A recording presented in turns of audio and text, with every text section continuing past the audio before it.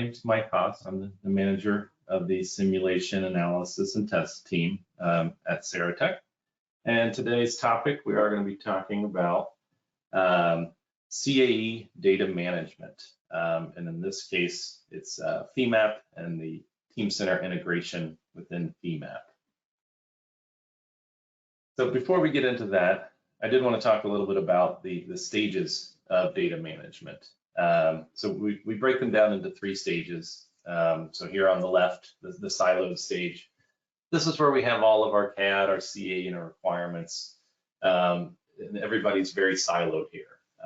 Maybe all the CAD engineers have all the files locally on their machine. Maybe it's on the network somewhere, but there's no visibility with the CAE folks as far as their data and essentially the systems engineers for the requirements documents, things like that. In the middle here, we have our shared stage for data management. This same thing, everything's in silos, but on top of this, we're adding one layer here, it's the PLM or a product lifecycle management. In this case, for our example, we're going to be talking about Teamcenter that serves this function. And then on the right, we have our linked stage. That's where we're seeing, kind of showing all these cross-linkings between the CAD, CAE, and requirements here. And then everything is also stored within the Teamcenter environment or a PLM solution there.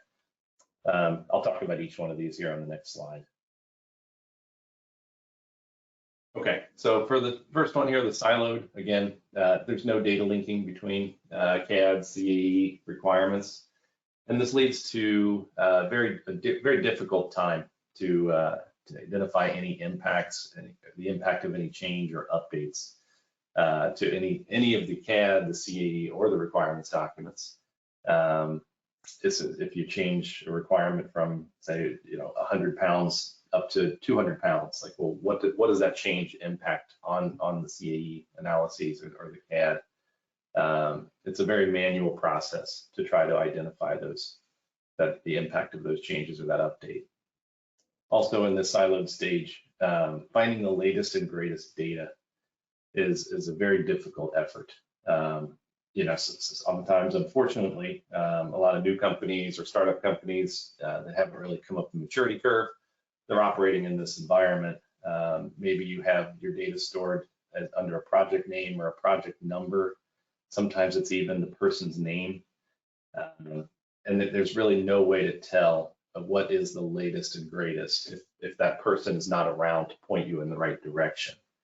And certainly across silos, it's very difficult to find the latest and greatest data there. So again, this makes traceability very difficult going across silos like that. I can't tell which version or which part number or rev number of a part is associated with a certain CAE analysis or what requirement that satisfies, or conversely, what requirements would point towards a certain CAE analysis or a part number within an assembly. So that leads to very difficult decision making. It's very hard to make decisions across silos when you're in this stage of data management. The next one is the shared stage. So here we've got, again, it's the centrally captured data within Teamcenter, but there is no linking between the CAD, CAE, and requirements here. So it's semi-automated for any kind of any changes or identifying updates. There's change management workflows within PLM that do help you track those changes within the CAD, the CAE, or the requirements. But it does require manual intervention to identify the potential impacts of those changes. Right, this would be maybe you get together for like a CCB or change control board, and you get all of the stakeholders in a room and talk about, hey, we're going to, this requirement is going to change, from A to B.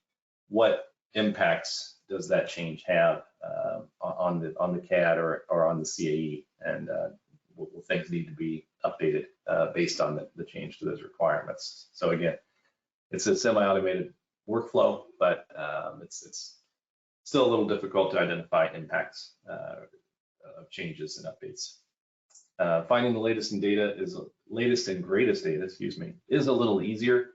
within PLM because it does have version control, but it doesn't, again, it doesn't point to aligning the CAD with the CAE or the requirements for that matter. So there's none of the cross-linking is not there. So I don't know that they, part number 123 is associated with this CAD file, and that points to that requirement. So again, it's automated, but a little difficult to find the latest and greatest data. Traceability in this one here, the cross-discipline data is visible, but tracing related data is treated as a one-off effort there for traceability in the shared stage. And then decision-making in the shared stage, again, it's cross-disciplinary teams are able, you can jointly access related data. So you can, on the CAD side, you could see the CAE data, or you could take a look at all of the system requirements.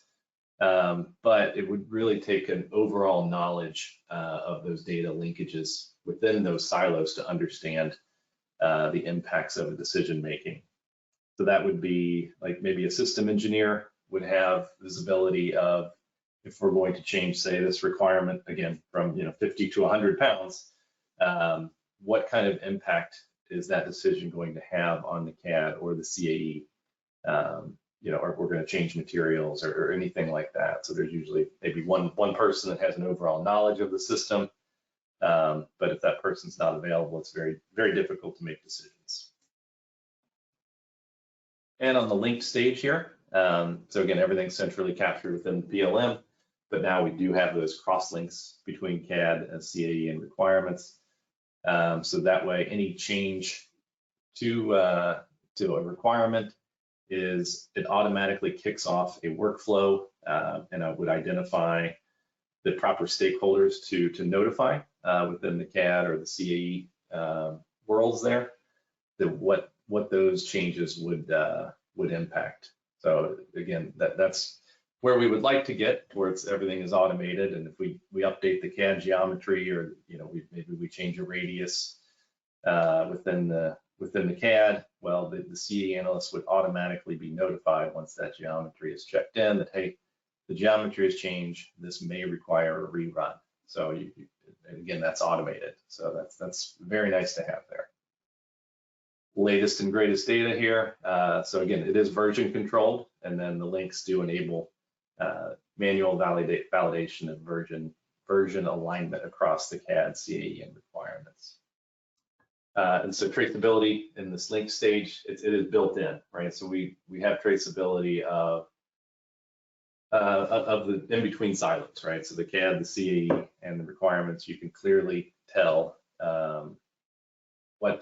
what requirement is linked to a certain CAD model, and what CAD model is linked to a CAE analysis. So those files are linked. So any change to any of them, and it would kick off again an automated workflow that says, hey, this file has been updated. It could potentially impact your hardware. So all of that makes for much easier decision making, cross-disciplinary. Obviously, you'd still probably have some sort of change control board, but everybody could be looking at the data to see, hey, any kind of change or any kind of decision that needs to be made. You can easily identify the impacts of that decision through all of the cross-linking and the various data. Certainly a preferred spot to be as far as CAE data management, or data management in general. So I have a couple storyboards here.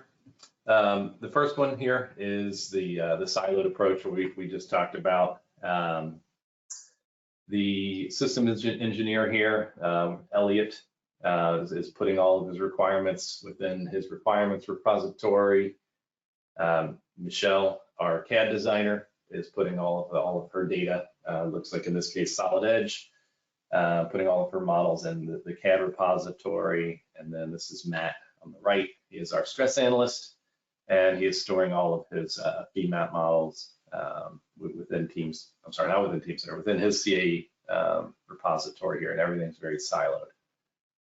So on the other end of that, as far as the linked stage here, Same thing, Elliot is our systems engineer, putting all the requirements, but this time in Teamcenter, our PLM system. On the left, Michelle is our CAD designer, putting all of her solid edge geometry within Teamcenter, and then Matt, our stress analyst, using Femap, storing all of his data within Teamcenter. And so from here, I do want to I'm going to go through a demonstration of each one of these tools. This was previously recorded by Dan. He was a Saratech engineer. We did this over a VPN, and we had some issues with connectivity. So we did want to kind of pre-record this in case there was any hiccups. So that way it's a better experience for you guys, the audience. So the first part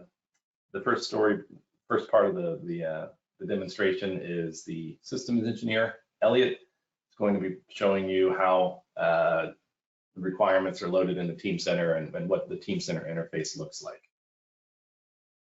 So that's for calling that one scene 1 here. So let me share this video.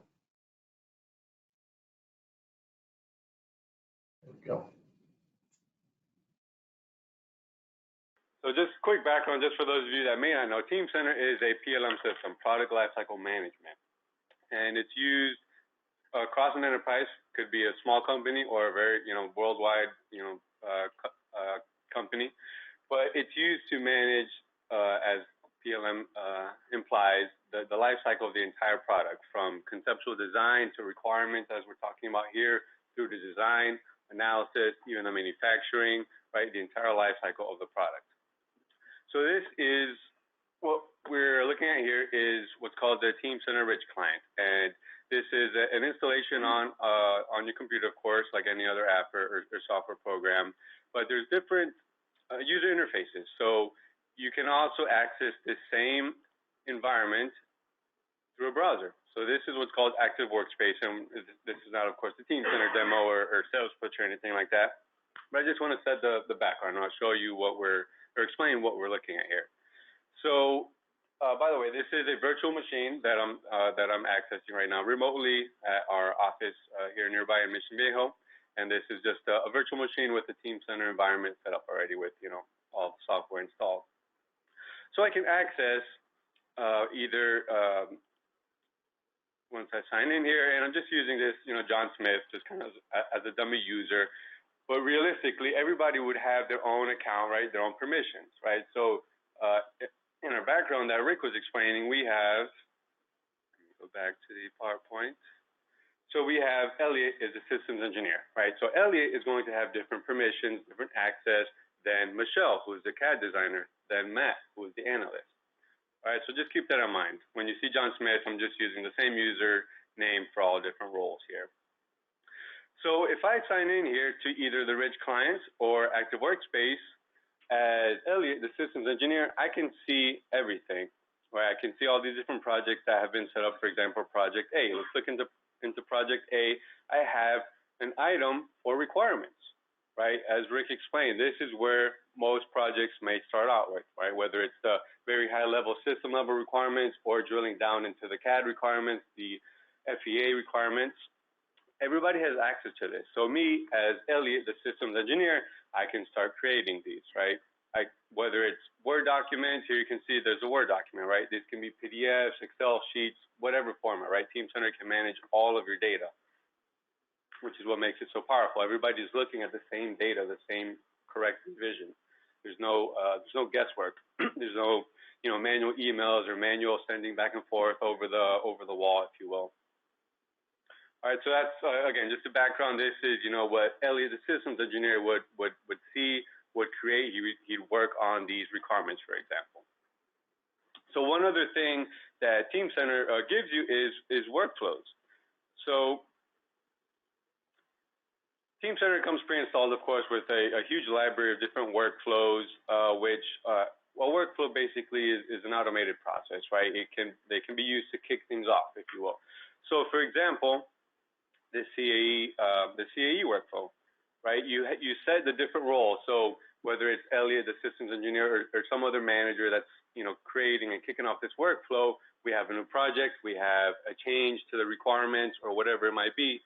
that can kick off, automated emails, automated notifications. Here you can see there's work lists, right? There's tasks inside of Teamcenter.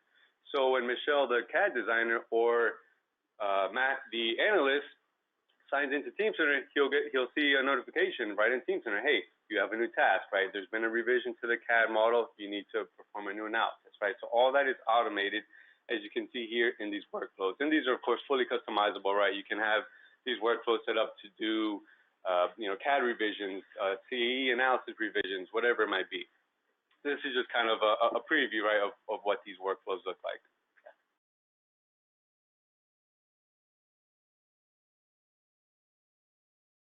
Okay, so that was our systems engineer showing off Teamcenter. So the next step is taking a look at Michelle, our CAD designer, and Michelle's working within Solid Edge and storing all of her CAD data within Teamcenter. So we will take a look at what that looks like on the CAD design engineer side.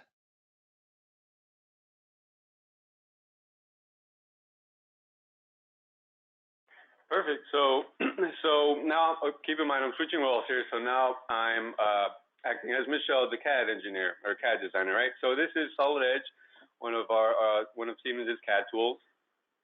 And here we can see, a relatively simple model here. We can see that it is currently checked out to me, right? So that's another one of the benefits of using Teamcenter is that check in, check out, right? Making sure nobody else is concurrently working on the same model, and then you really get into mess, right? So this is telling me that I have this model currently checked out. And it also tells me that these are all Rev A. And if I go into Teamcenter here, close out of this workflow designer, I can see, or we can all see that we have all of these models already uploaded here into Teamcenter, right? So I have these 4 different parts and the assembly that the 3 other parts make up, and they all have Rev A, correct? Now, just for showing multiple things here, I'm going to just go ahead and revise this, right? Let's say that I signed in into Teamcenter today as Michelle, the designer, and I got a notification that there's been some design change, whether maybe it was a requirement, we need to remove some fillets, add some fillets, stick in some material, whatever it might be, right? So let's say I made that change, and inside of Solid Edge here, we have Teamcenter functionality built in. So I can simply revise this assembly. Here we can see it's revving up to Rev B, right? You can customize all the names and all that good stuff, of course, and simply click Perform Actions. And what this is doing, of course, in the background is it's creating the additional files, saving all of that to Teamcenter. And now we can instantly see that this assembly is now Rev B. And I can even do that for a particular part, right? Let's go ahead and click on this 196 part. That's revving up to B as well. And we'll go ahead and perform those actions.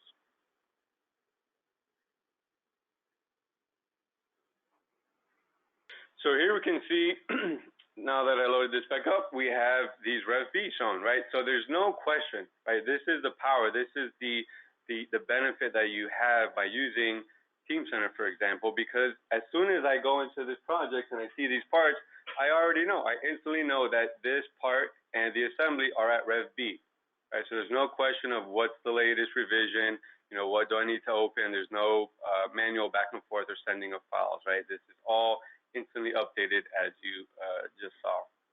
I can access the attachments, all the information. Notice the requirements are here as well, right? The Word document, PDF, Excel sheet, whatever it might be. So again, that's the kind of the scene of the CAD designer, right? Accessing those CAD files, making revisions, uploading those instantly right back to Teamcenter, where everybody has that same visibility.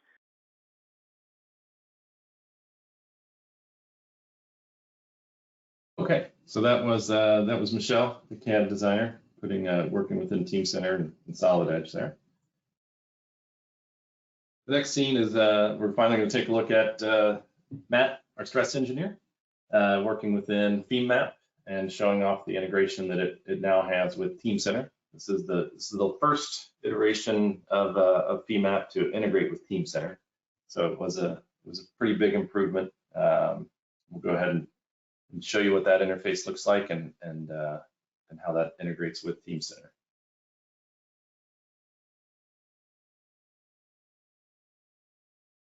Again, now I'm switching roles to Matt, the analyst. So whether, as Rick mentioned, whether I'm starting from Femap or the Teamcenter Rich client or the Active Workspace, the browser-based version, it doesn't matter, right? You still have access to all of the information. So with a quick sign in here. So this is the Active Workspace. Let's go back to the home page and show you, for example, let's say we're dealing with project A, right? And as Rick mentioned, maybe I got a notification here in Teamcenter that there's been a new rev and we need to create a new analysis, right? So this, what this here is, it's basically a placeholder. It's an item, basically, so that I can save my Femap model once I've created that. So let's fire Femap back up.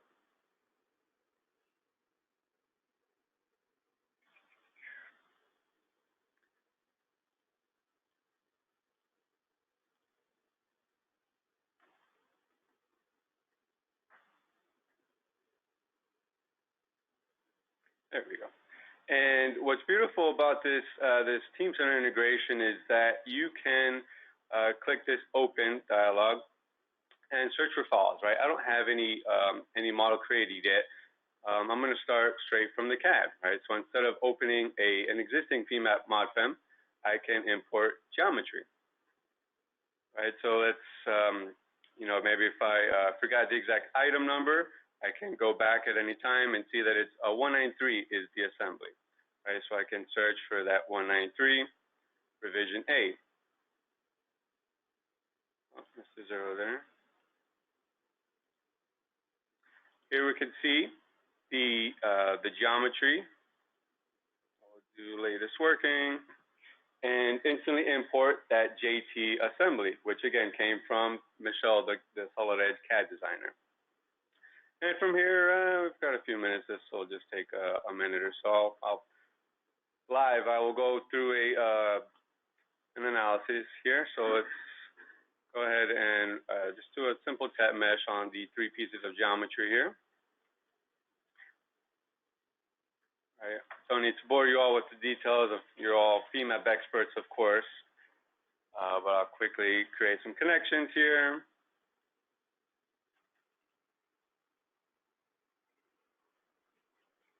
Clean up the display just a tad. And we need some boundary conditions, of course. So creating a constraint set, a load set.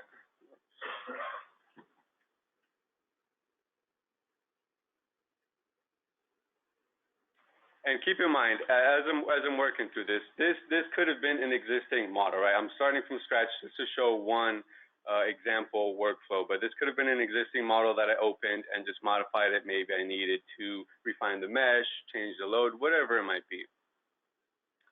Just make sure I grab the correct faces, and we'll simply fix those holes and add a simple load on the left face over here.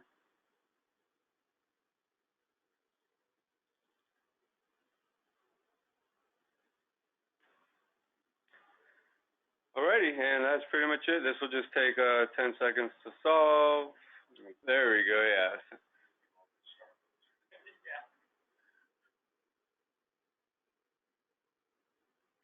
So let's go ahead and click solve. Make sure I didn't forget anything. Constraint, load, mesh, material properties, connections. Should be good. And with that, we have results. So just to show some of those results here very quickly. Of course, I can do whatever post-processing.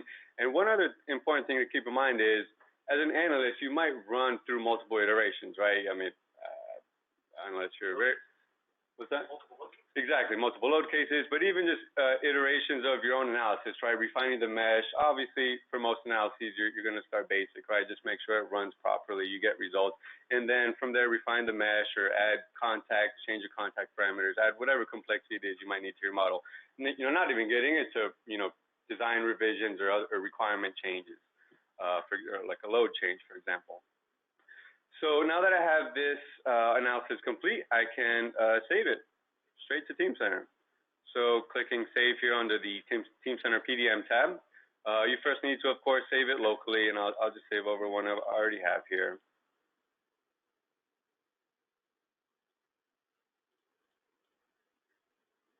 And what happens here is I get the pop-up.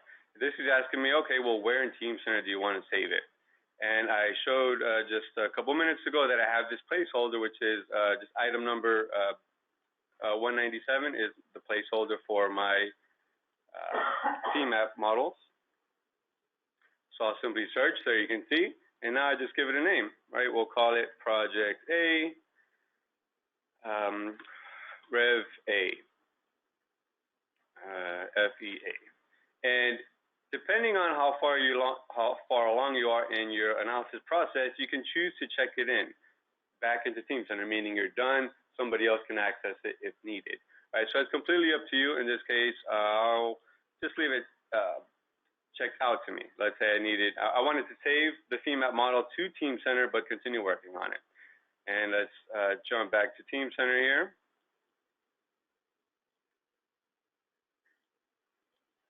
Let's refresh, and now under the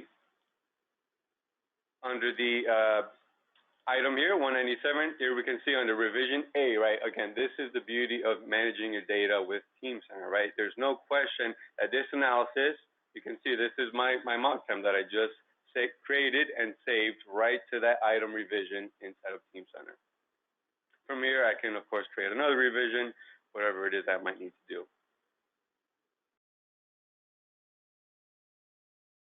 Okay, so that was, let me share my screen again. There we go. So that was the Femap with the Teamcenter integration. And then one thing I want to quickly go back through and show, and I know we're kind of out of time here. We only got a couple more minutes, so this should go pretty quickly. But just wanted to show how Elliot, our systems engineer, can now go back in into Teamcenter and see all of the data, all the requirements data is there, all of the CAD geometry, all of the Femap models, and if he wants to make any changes, he can do so, and all of that is controlled within the Teamcenter environment.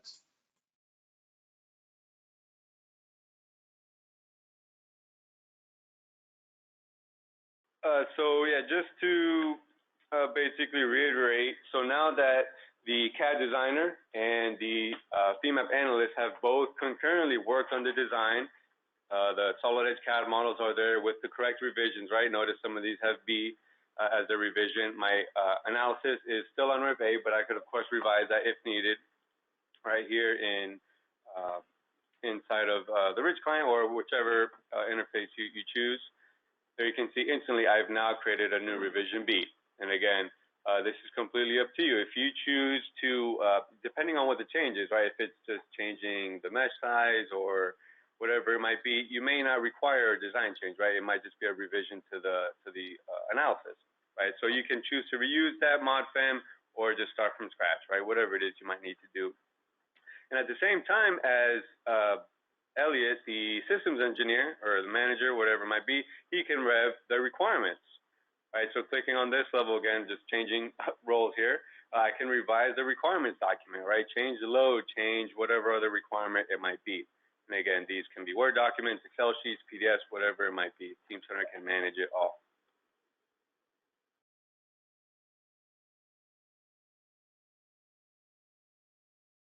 Okay. So that's our second storyboard that shows the linked stage for data management.